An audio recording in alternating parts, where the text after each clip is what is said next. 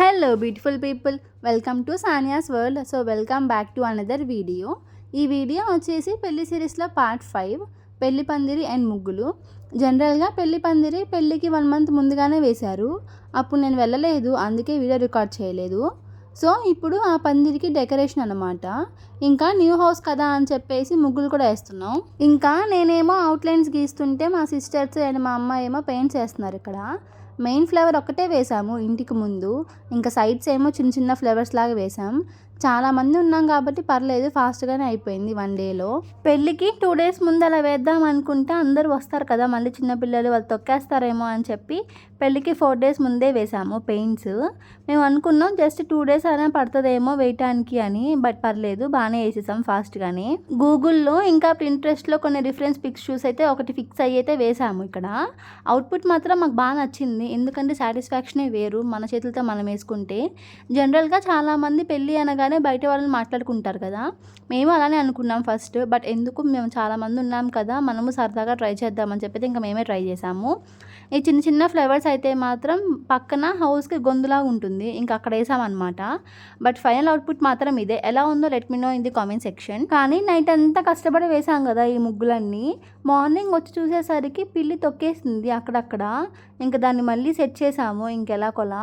అంతా అయిపోయినాక స్టెప్స్కి ఇలా సింపుల్గా వేసేసాము, అప్పటికే ఓపికలు అయిపోయాయి కాబట్టి.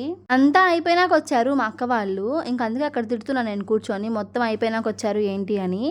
ఈ పెద్ద అక్క చాలా బాగా వేస్తుంది ముగ్గులు, అందుకే అక్కడ కొడుతున్నా, ముందు వస్తే నువ్వు కూడా వేసేదాన్ని కదా ఇంకా మంచిగా అని.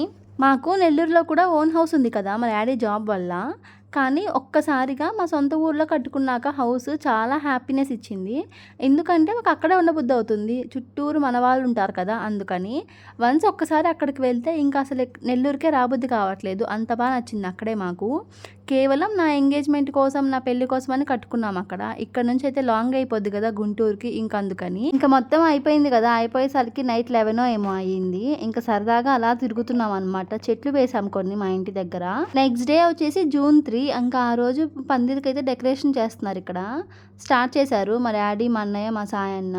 వీళ్ళు స్టార్ట్ చేసిన తర్వాత నెక్స్ట్ మా సిస్టర్స్ కూడా జాయిన్ అయ్యారు వాళ్ళకి హెల్ప్ కోసం. నేను మాత్రం ఏం పనులు చేయలేదు, నా టైం నేను ఫుల్గా ఎంజాయ్ చేశాను. ఫస్ట్ స్టార్ట్ చేసినప్పుడు అయితే మా ఇంట్లో వాళ్ళ వరకే స్టార్ట్ చేసాము.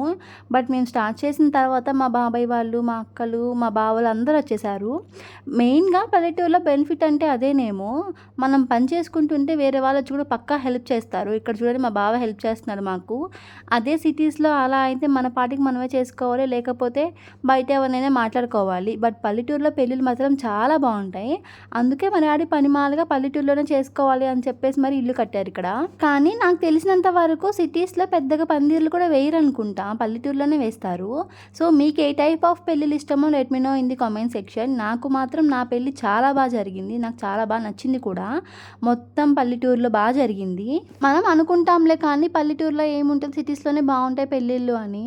బట్ పల్లెటూరులోనే చాలా బాగుంటుంది, అందరూ మన వాళ్ళు ఉంటారు మన చుట్టుపక్కల. సో అందుకని ఇంకా హైలైట్ అవుతుంది పెళ్ళి. అందరూ ఇక్కడ బయట నుంచొని డెకరేషన్ చేస్తుంటే నేను మొత్తం లోపల చిల్ అవుతున్నా అనుకుంటా, ఎందుకంటే అది నా టైం కాబట్టి. పైగా పనులు కూడా మనకు ఎవరు చెప్పరు, నార్మల్గానే చెప్పరు, ఇంకా ఈ టైంలో అస్సలు చెప్పరు కదా. ఇంకా ఫైనల్లీ పందిరి కూడా డెకరేషన్ చేయడం అయిపోయింది. ఫైనల్గా అయితే ఇలా టర్న్అవుట్ అయింది. So if you like this video please make sure to subscribe. And చాలామంది మన వీడియోస్ చూస్తున్నారు కానీ సబ్స్క్రైబ్ మాత్రం చేయట్లేదు, ప్లీజ్ సబ్స్క్రైబ్ చేసుకోండి. అండ్ సరే మరి, బాయ్ బాయ్.